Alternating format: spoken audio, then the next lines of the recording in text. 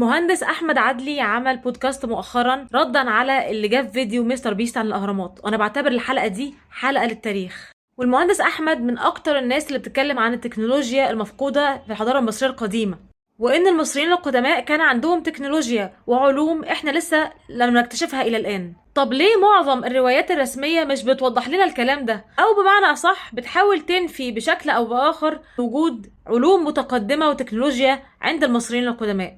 من ابرز الحاجات اللي المهندس احمد قالها ان الاهرامات دي كانت زي مشروع قومي للدوله، بمعنى ان هي لا تنسب لشخص معين. يعني الاهرامات دي مش كل هرم فيهم مبني كده لشخص معين علشان يخلد اسمه مثلا او يخلد ذكراه او يدفن فيه زي ما بيشاع، لا، ده كان يعتبر مشروع قومي للدوله عشان تستفيد منه الحضاره المصريه باكملها. وان الاهرامات دي لو كانت مقابر، كان اول واحد هيبني هرم عشان يدفن فيه اكيد هيكون الملك رمسيس الثاني، في حين الملك رمسيس الثاني ما عملش كده. ده غير ان حقبه بنائها اقدم بكتير مما هو معلن، وهنتكلم عن ده كمان شويه. وان لو فعلا الهرم كان معمول عشان يكون مقبره، فليه مثلا ملك زي الملك سنفرو كده يكون ليه حوالي 5 اهرامات، من ضمنهم هرم ميدوم في بني سويف، والهرم المنحني، والهرم الاحمر في دهشور؟ هو هيدفن في اي واحد فيهم بالظبط لو هو فعلا مقبره؟ هل هيبدل ما بينهم مثلا؟ ده هرم زوسر المدرج من الأسرة الثالثة اللي بيقال عنه إن هو أقدم بناء حجري في التاريخ، في حين إن عام 1937 اكتشف الأثري وينتر هنري هرم طيني مدرج من الأسرة الأولى، يعني أقدم من هرم زوسر.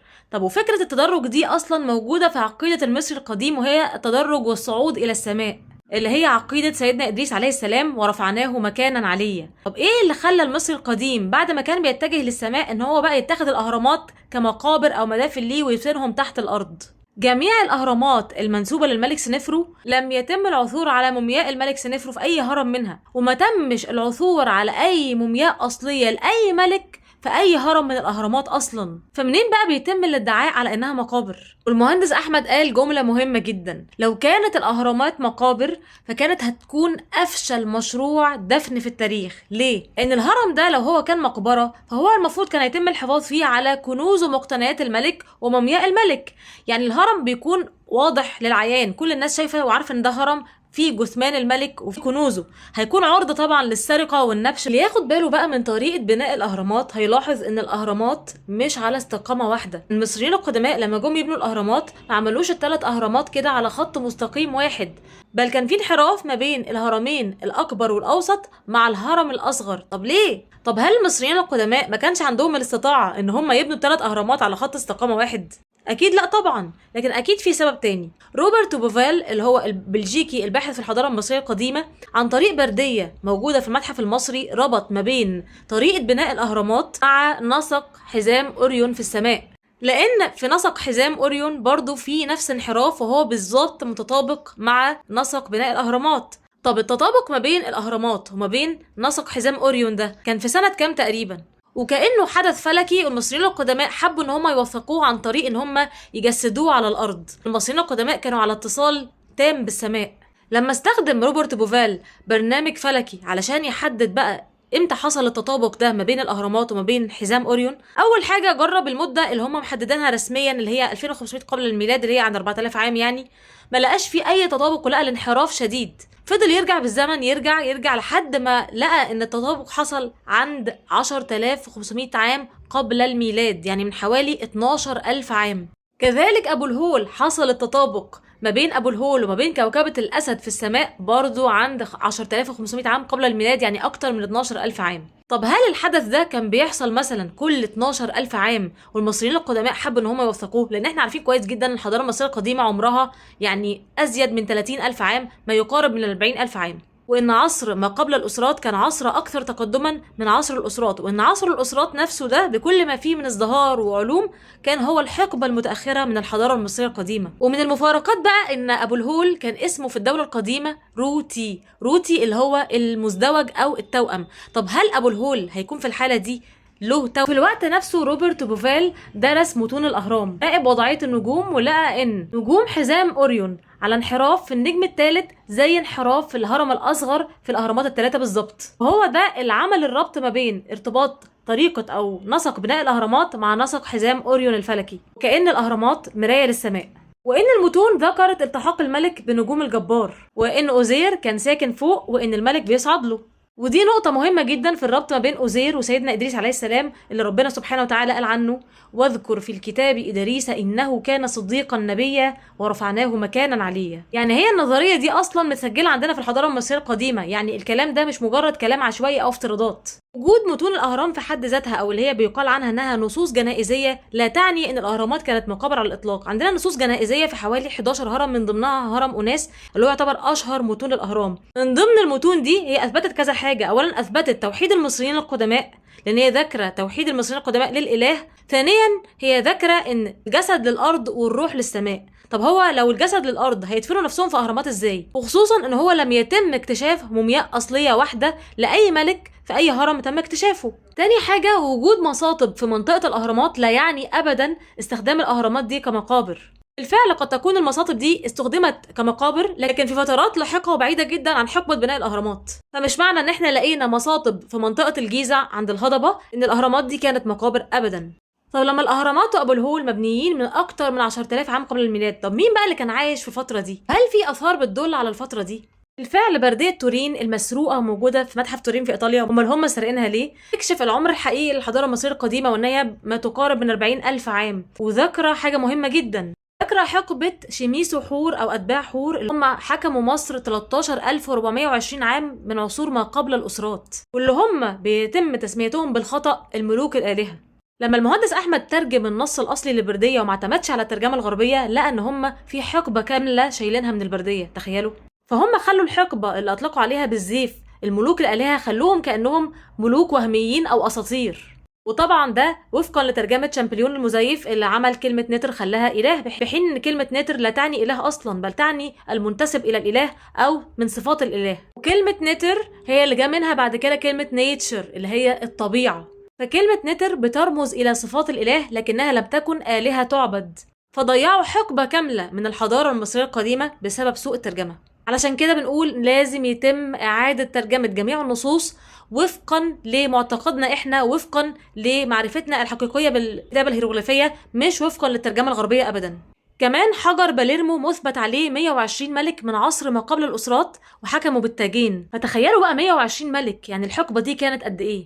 يعني لو خلينا متوسط حكم كل ملك مثلا 10 سنين، فشوفوا 120 في 10 يعني.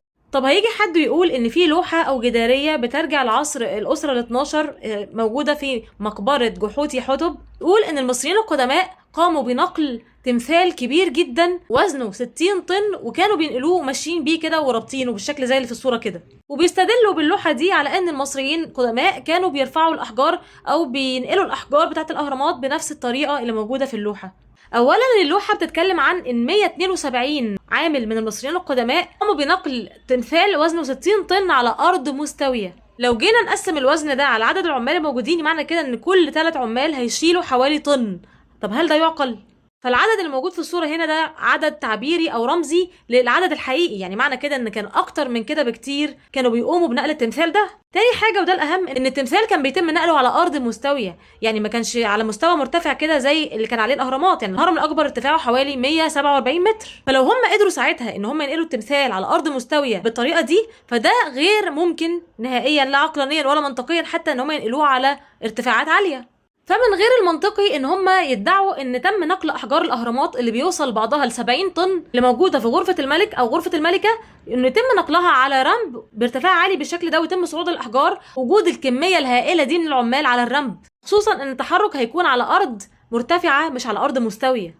فاحنا ما ينفعش ان احنا نقارن ما بين الوضعين. ومن الحاجات اللي بتدل على سوء الترجمة ان في محاورات افلاطون كان بيتكلم عن اطلانتس. المهندس احمد عدلي شايف ان اطلانتس هي بالفعل مصر. ليه بقى؟ لان افلاطون في محاوراته نقلا عن الكاهن المصري سولون اللي هو كان موجود سنة 600 قبل الميلاد، سولون اتكلم عن اطلانتس وانها كانت يعني متقدمة جدا وفيها منشآت عظيمة جدا، وكان بيحكي الكلام ده لتلاميذه لحد ما وصل الكلام ده لافلاطون اللي هو موجود من عصر البطالمة. فافلاطون بقى لما جاء نقل المحاورات دي نقلها وترجمها وترجم الاسماء لليونانيه، في حين ان الاسماء المفروض ما تترجمش. يعني المفروض اسم كل بلد او اسم كل مكان بينطق كما هو. عشان كده احنا بنقول ان الترجمه من مصر لايجيبت دي ترجمه محرفه، وان احنا المفروض يبقى اسمنا مصر مش ايجيبت، ومفروض يتم تعميم اسم مصر في جميع الترجمات وفي جميع الاماكن. فهو ترجم الاسم بالمعنى، ما حطش الاسم الحقيقي زي ما ذكروا الكاهن المصري سولون، وهو ده اللي عمل اللبس في موضوع اطلانتس. في حين ان كل مواصفات اطلانتس بتنطبق على الحضاره المصريه القديمه وعلى وجودها في مصر. فهل مثلا اطلانتس هي بترمز للحقبه اللي كانت موجوده قبل الطوفان؟ طب ايه الغرض من بناء الاهرامات؟ وليه معظم الاهرامات في مصر كانت مبنيه جنب فرع نهر النيل؟ وبالفعل تم اكتشاف فرع رئيسي لنهر النيل كان موجود ساعتها اسمه نهر الاهرامات، وكان بيبعد عن الاهرامات حوالي 1 كيلو متر بس. هيرودوت والمؤرخ المصري السيوطي والمقريزي قالوا ان بناة الاهرام صنعوا لها مسارب يدخل منها الماء داخل الهرم او لغرفه اسفل الهرم عن طريق قنوات صناعيه المصريين القدماء هم اللي حفروها علشان تدخل الماء لأسفل الهرم. المهندس جون كيدمان عمل تجربة محاكاة للغرفة السفلية داخل الهرم، وإنها بتشتغل كبامب أو كمضخة وبدون كهرباء، ولكن عن طريق طاقة الهيدروليك. المية كانت بتنزل تحت الهرم عن طريق القنوات اللي حفرها المصريين القدماء، كانت بتنزل لحد ما توصل للغرفة الموجودة أسفل الهرم، وده بيسبب اهتزازها. الاهتزاز ده بيخلي الأحجار الكتير تضغط على ما يعرف باسم غرفة الملك، مصنوعة من كتل ضخمة من الجرانيت الأحمر، فالضغط عليها بيولد كهرباء. كمان كان بيتولد حاجة اسمها الميزر ده كان بيتولد عن طريق ضخ سوائل كيميائية بتمر برضو في الممرات الداخلية اللي بتوصل لحجرة الملكة، بينتج عنها تفاعل، يحصل تفاعل كيميائي وبينتج عنها غاز الهيدروجين اللي هو بالتالي بيمر في الممرات وبيضغط على غرفة الملك.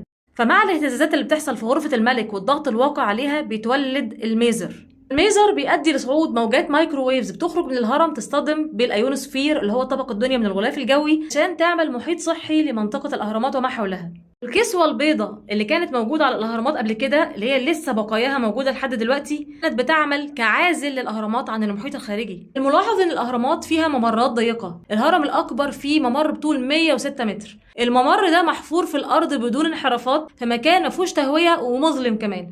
إزاي العامل المصري القديم بنى الحاجات دي بدون تهوية بدون إضاءة بالدقة دي؟ غير ان السلالم اللي محطوطه دي هم اللي حاطينها دلوقتي عشان الناس تقدر تطلع وتنزل عليه، ان هو اصلا ما كانش فيه السلالم دي كمان.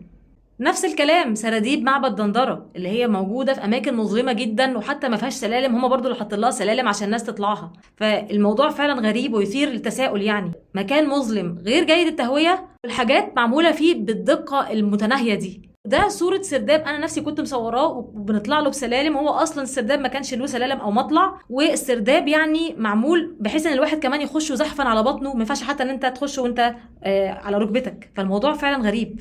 إلا إذا كان المصريين القدماء عندهم من وسائل الإنارة وسائل المتقدمة اللي تساعدهم إن هم يعملوا حاجة بمنتهى الحرفية والدقة العالية دي، مش بس بالإزميل وبيحفروا بالشاكوش ويدقوا والكلام ده، لا الموضوع أكبر من كده بكتير، لأن هو تجاوز كل قوانين الهندسة اللي احنا نعرفها. الحقيقة إن الأهرامات عمرها ما كانت مقابر، وإنها في حقبة أقدم بكتير من عصر الأسرات اللي هو بيتقال لنا عليه. الأهرامات دي لا تنسب لشخص بعينه، ولكنها كانت كمشروع قومي للدولة. إنها لا تنسب لشخص بعينه أو لملك معين، هي كانت استخداماتها أكبر من كده بكتير. المؤكد إنها كانت بتستخدم استخدامات طاقية، وقد ترجع كمان لعصر ما قبل الطوفان.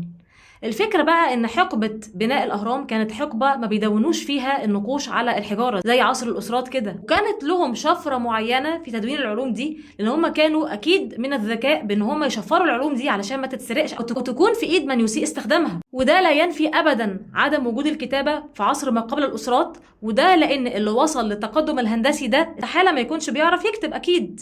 الكتابة أصلا مثبتة في عصر المصريين القدماء من عهد تحوت اللي هو بيمثل الوحي اللي هو نزل على سيدنا إدريس عليه السلام، وكان بيعلمه كل حاجة بنى بيها الحضارة، سواء كتابة أو زراعة أو فلك أو هندسة، وإن كلها علوم إلهية تلقاها سيدنا إدريس عليه السلام من السماء مباشرة عن طريق الوحي، أو صعوده للسماء واستقاء العلوم منها.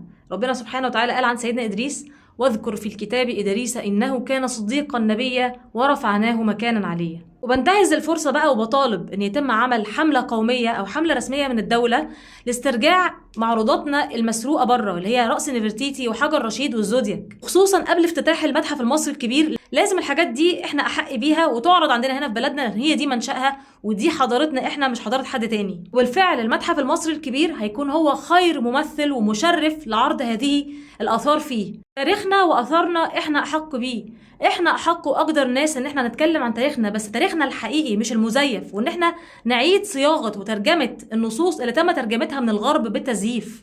لان الحضاره المصريه القديمه بالفعل كانت حضاره توحيد وما كانتش حضاره وثنيه ولا الهه زي ما هم ادعوا علينا. وطول ما في باحثين بيبحثوا عن الحقيقه زي المهندس احمد عدلي وغيره، اكيد التاريخ بتاعنا ان شاء الله التزييف عنه هينكشف. وفعلا بشكره ان هو سلط الضوء على حاجه يمكن كان كتير قوي قبله بيخافوا ان هم يتكلموا فيها، وان هم يثبتوا التكنولوجيا اللي كانت موجوده عند المصريين القدماء ومدى تقدمهم العلمي والتكنولوجي. وللاسف البعض مش متقبل الحقيقه دي، بل وبيحاولوا وبيستميتوا ان هم يرفضوها او ينفوها باي شكل من الاشكال، ومش عارفه لمصلحه مين الكلام ده. لكن عمرنا ما هنمل ان احنا نتكلم عن الحقيقه او ان احنا نوضح حقيقه تاريخنا، لان اجدادنا بالفعل اتظلموا، حضارتنا تم تزييفها وتشويهها بما لم يتم لاي حضاره تانية. فده اقل واجب نعمله تجاه اجدادنا المصريين القدماء اللي سابوا لنا اعظم حضاره واعظم تاريخ.